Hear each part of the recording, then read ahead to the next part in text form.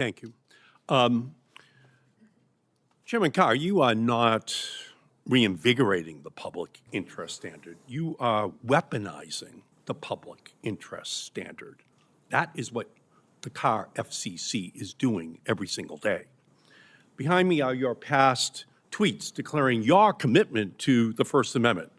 You even defended political satire, saying in 2022, it challenges those in power, and that's why people in influential positions have always targeted it for censorship. That's why your threats against ABC and Disney over Jimmy Kimmel's political monologue were so outrageous. And here's what you said. In September of 2025, as the chairman of the FCC, we can do this the easy way or the hard way.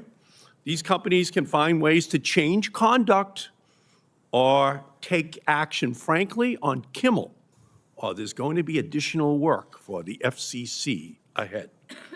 Now, that statement was roundly condemned across the political spectrum. Chairman Cruz called it dangerous as hell. Chairman Carr, do you regret making that statement, yes or no? Senator Markey, thank you for the question. My job is to enforce the law as passed by Congress. That includes a public interest standard, and broadcast TV is fundamentally different than any other media. We have a news distortion rule. Do you regret making that statement?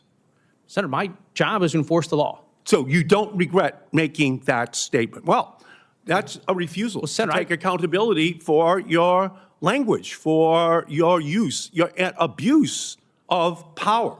You will not say that you made a mistake. For example, in your response to my oversight letter in September on the Kimmel incident, you repeatedly stated that the media companies made their own decisions in preempting and suspending Kimmel. You seem to think that your words, the most powerful communications regulator in America, especially your threats, don't matter. So just to be clear, your position is that your mafia threats had nothing to do with Nexstar and Sinclair and Disney's decisions to preempt and suspend Kimmel. Is that your position? Is that your point, that you had nothing to do with the suspension of Kimmel? Senator, you look at the evidence, the express statements by every single company involved, from Nexstar to Sinclair to Disney, as recently as last week, is that they made these business decisions on their own. The record is clear on this. And again, you're refusing to take accountability for your own words. You intimidate the companies. They do what you want. And then you say, well, it was up to them. You're the chairman of the Federal Communications Commission. Actually, you're now the chairman of the Federal Censorship Commission. And these broadcasters, they feel that censorship. Your broad authority over the media industry, especially broadcasters, your words and actions matter. Now I'm going to give you another chance to take accountability for your actions. In 2022, you said, quote, a newsroom's decision about what stories to cover and how to frame them should be beyond the reach of any government official not targeted by them, by government officials. Do you stand by that statement? This was a letter written by House Democrats to cable companies, pressuring them to drop Fox News, OAN, and Newsmax simply because those Democrats thought they were right-wing. Do you stand by your statement? Yes, I do. I think that's inappropriate what the Democrats did there. Good. I just want to get your own views out here on the record for people to hear. So in February, under your leadership, the Federal Communications Commission opened an investigation into a San Francisco radio station over its coverage of a federal immigration raid. A FCC investigation is a big deal for a local station. In a worst-case scenario, the FCC could shut down the station by revoking its license. In fact, you have repeatedly suggested over the past year that the FCC could revoke station licenses. Yet this investigation was based solely on the news content of the radio station's coverage of an immigration raid. I have the entire news statement that they put out that day. This happens every day, everywhere across the country for broadcast journalists. This investigation was based solely on this very brief statement that is in everyday coverage. And I have that transcript. And the anchor was literally reporting on the information that was released by the mayor, by the local city council member and a community group. So you're telling me that reporting on statements from public officials and a community group is grounds for an FCC investigation?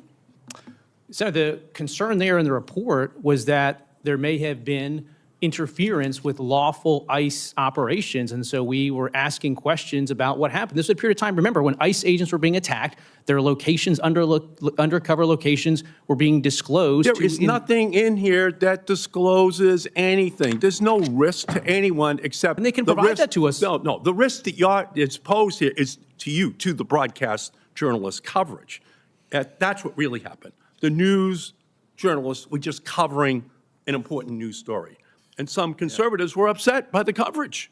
So you use your power as FCC chair to hang a sword of Damocles over a local radio station's head. And that's precisely what you warned about in 2022, the government targeting a newsroom's editorial decision. Well, guess what happened?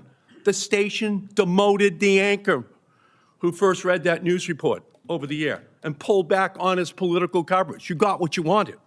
One former journalist at the station said, chilling effect does not begin to describe the neutering of our political coverage. That's what you wanted, that's what you got, but it affected stations everywhere.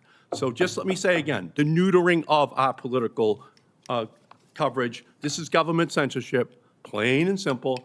Was it a mistake in retrospect for you to say that, to instigate an investigation of that San Francisco radio station? Was that a mistake? Senator, if broadcasters understand, perhaps the first time in years, that they're going to be held accountable to the public interest, to broadcast hoax rules, to the news distortion policy, I think that's a good thing. I don't have a poster board, but listen, in 2018, you signed this letter right here to the FCC. You signed a letter to the FCC asking us to investigate Sinclair's news activities. You said investigate Sinclair's news activities. And you know what happened after that? Over 227 licenses were up for renewal or due during the Biden years. Almost none of them were renewed after your letter. Your letter produced the results that you were seeking. Chairman Carr.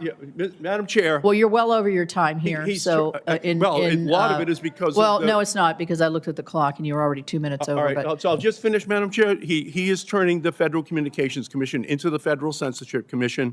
It's a betrayal of the FCC's mission.